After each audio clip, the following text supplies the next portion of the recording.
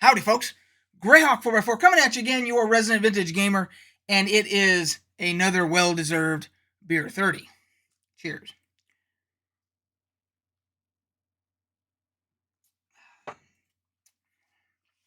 So, for those that do not know, this is our... Oh, that's quite good. This is our segment where we just sit and have a beer together. Or if you don't like beer or whatever, you can have whatever you like. And we just kind of shoot the shit about whatever the gaming topics are for the day. Today's selection in Beer 30 is Hohenthaler, the Tannenhell, which is shut up, phone. Which is another way they have a beer style called Helles, and another way that they say it is they just say like the beer name and then hell afterwards, meaning Tannenhelles, but this says the Hohenthaler Schloss Brewery on it, and that basically translates into like castle brewery, and then there's a picture of it's not really a castle, it's more of a stately manor, but the word Schloss in German can be a stately manor. Most of the time, Schloss goes before like a castle. When we were at when I was stationed in Schaffenburg, it was Schloss Johannesburg, because that was the castle, and it was an actual big ass castle. So anyway, there's what she looks like in the glass. A little bit of cloudiness to it, which is good. Oh,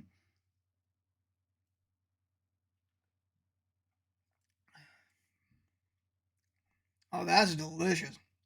That is. So for those that don't know, I bought a big ass box set from Costco of Christmas beer pack. And it was all German beers imported from small breweries in Germany, from all these different little towns. This is from the town of Hohenthan, I think is how it's pronounced. And it's right outside of Munich. Well, a little bit ways outside of Munich. It's down in Bavaria. And so this is, I think, the third one that I've tried, because I only have these when we do a Beer 30. Because I always want to have one that's kind of interesting to talk about. And out of the three so far, this is by far the best. The first one this might be the fourth. The first one was really good. Second one it wasn't my thing. I mean, it's still good, but it wasn't really my thing. The last one I tried was pretty good. And this one is even better. So, yeah. And it's all personal taste. It's all subjective. But anyway, 5.0 by on the alcohol content, and quite delicious. So that is the beer selection of the day. Let's move on to our few gaming topics that we have. So, as you probably know, there's a Steam sale going on the PC platform, and I have held off on it. Goes through tomorrow morning, I think, and I had a few things that I had dog-eared that I might want to buy, and so I finally bought some stuff today, and two of them I got because they were dirt cheap. One was Black Desert Online. I don't know if I'll ever play Black Desert, but if I do, the client, I think it was 90% off. I think it's $10 normally or whatever. It was 99 cents. 99 cents for a game. So even if I don't ever decide to play it, I have it so that if I just get a wild hair and I say, hey, let's just load that up and give it a shot, I've got it. 99 cents. Can't pass that up.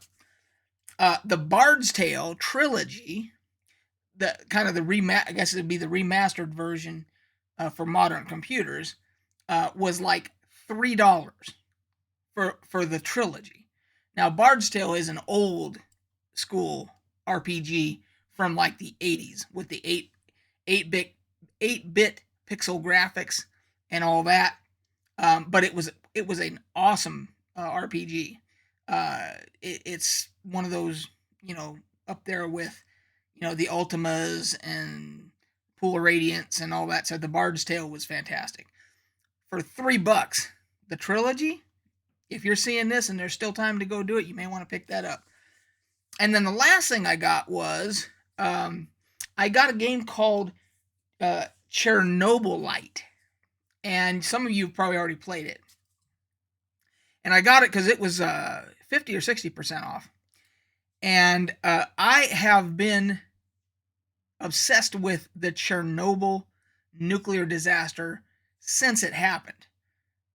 I arrived in Germany when I was stationed there like a year after it happened in 86. The disaster happened in 86 in Russia. And then I arrived in Germany in 87.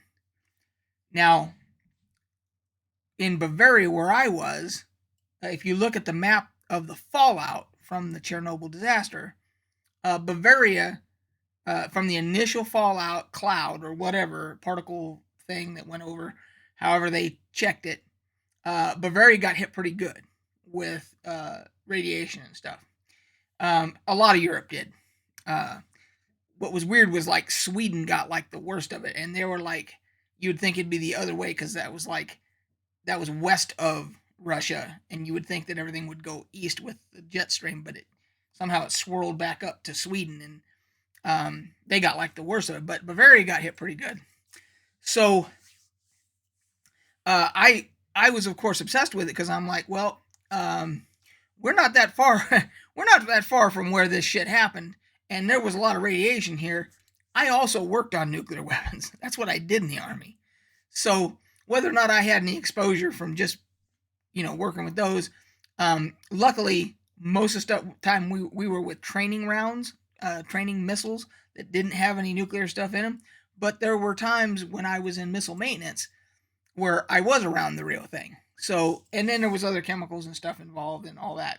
But I figure with that, plus the fact that we would go out into the woods of the Black Forest, to areas that were densely forested and foliage everywhere, and we were probably the first people to disturb that foliage.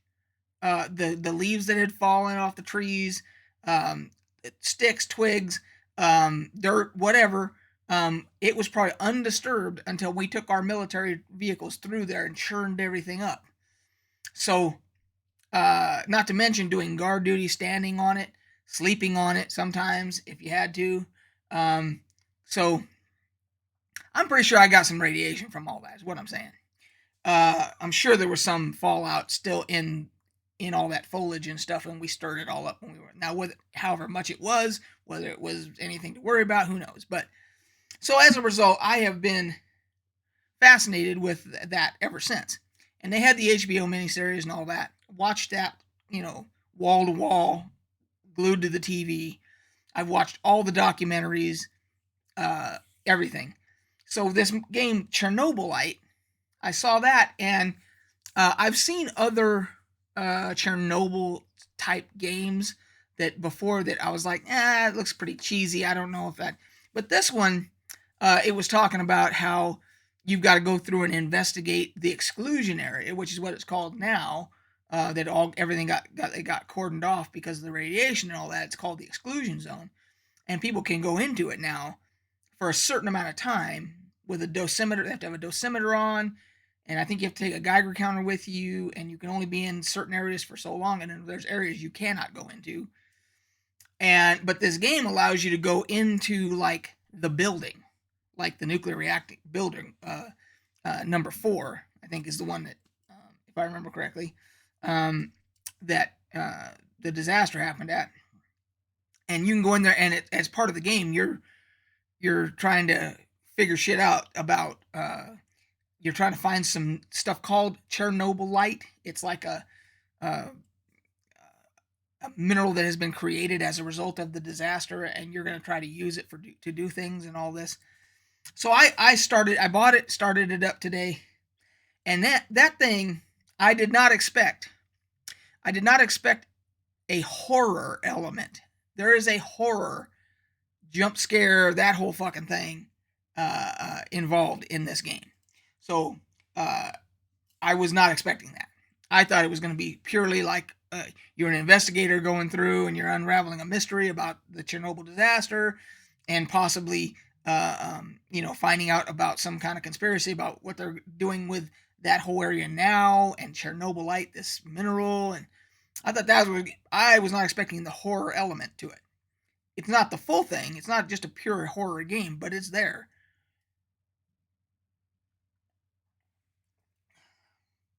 So, in addition to that, you have the base building. I was surprised by that. You get to a point where you get a base and you can craft and you can build all different types of things for your base. You can upgrade your base, all these types of things. So I was like, all right, well, I dig that from, a Fallout 4 type of stuff. So that's got my attention. But then I had to shut it down to get ready to do this video.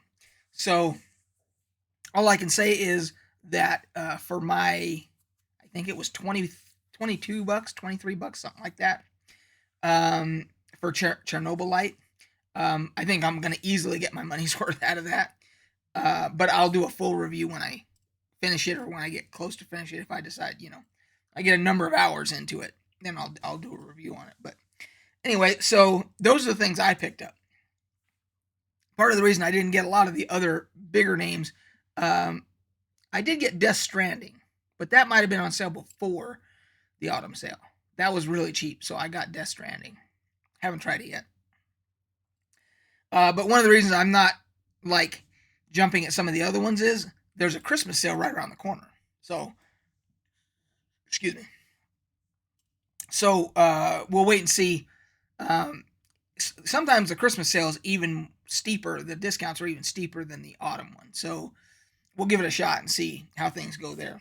So anyway, that's on the Steam sale. Don't forget, you can also vote for your Steam Award thing right now. Your nominees, you can still do that till tomorrow morning or whatever. So next thing, and I thought I was done talking about this whole situation with Activision Blizzard, but today on Twitter, one of the executives, one of the lead designers or something like that, she resigned and put a notice out, a press release or type of thing. She just tweeted it out in this nice, formatted thing.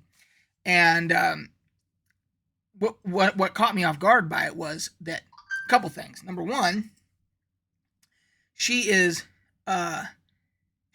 basically burning all the bridges as she goes, because she said basically that she's leaving the entire industry. She's going into a whole nother, like, finance or something like that. And she put it in there that I'm not going to be in the game industry anymore. So that I kind of caught me off guard. And then she did something else that really blew me away.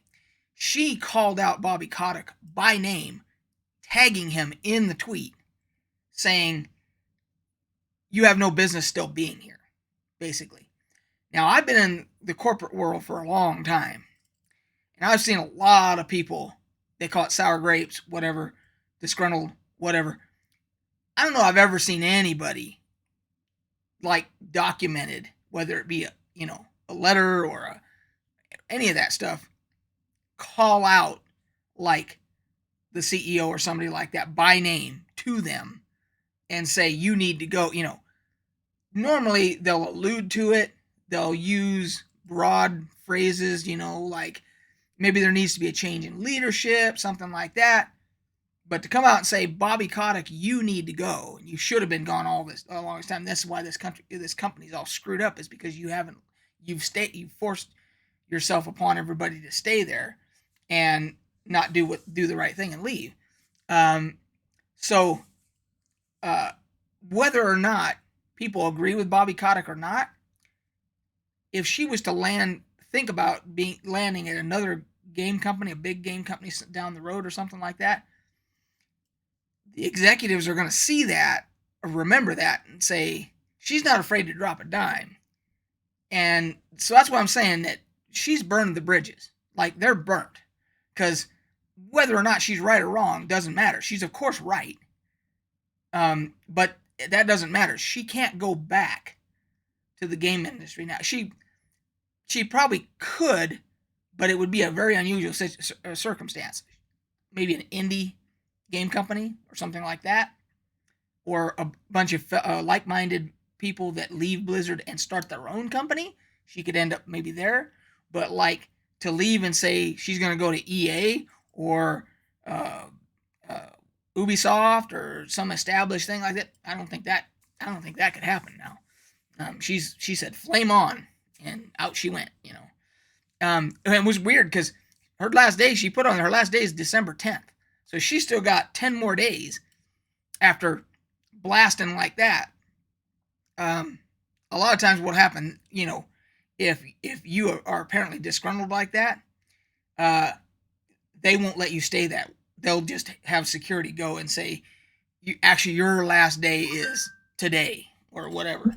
I really should have put my phone on mute, so I apologize about that. But anyway, so that kind of caught me off guard. So now, even though other companies were calling on Bobby Kotick to step down, now you got people walking out the door, throwing him under the bus and saying, "You got to go, dude." I've never seen anything like this. It's crazy. But that's what we're living in right now. So I don't expect anything at Activision Blizzard to get better in any time in the near future at all. It apparently is a shit show. So last thing I wanted to talk about. There's another channel called Nathan Napalm, and Nathan is a guy that covers all kinds of role-playing game stuff, and he particularly likes to focus on old school MMOs and RPGs and stuff like that. So right now he has decided to go back to EQ2 like I did, and he's doing a bunch of videos where he's showing group content where they're doing dungeons and stuff like that, and it's pretty damn good. So you may want to check that out. I can put a link down below if I remember to in the description to his channel. But so what I've decided to do is perhaps because he's focusing on the group stuff, I like to solo through stuff most of the time. I'm not a group type guy. So I think I might start a brand new character on EQ2 and do videos, start a Let's Play series, and just from the very get-go, create the character, the whole bit, and go through and just show you guys from a soloist aspect, because they've done things to promote solo gameplay in EverQuest 2, and it's a lot of fun. So I think I might do that. I might start a new series just on EverQuest 2, and he's getting a lot of views on his videos for his group content on EQ2 and stuff like that. So I'm like, well, I need to grow my channel. My channel is I'm losing subscribers. I don't know what I've done to piss people off, but apparently I've done something. So I've lost like I don't know, 8 or 9 subscribers in the last couple of weeks. So you're supposed to be gaining subscribers. So you definitely shouldn't be losing. That's bad when you're losing subscribers. Your total subscriber count is going down. That's bad. So I don't know what I did, but I pissed somebody off. So anyway, so maybe that'll, the EverQuest 2 folks, the old school MMO people will enjoy watching those. Maybe you guys will enjoy it. We'll see. So I'm thinking about doing that. So that was the last thing. Anyway, this has been an interesting Beer 30.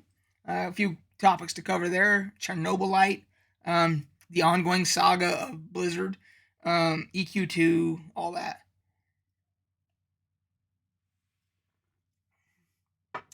Okay, guys.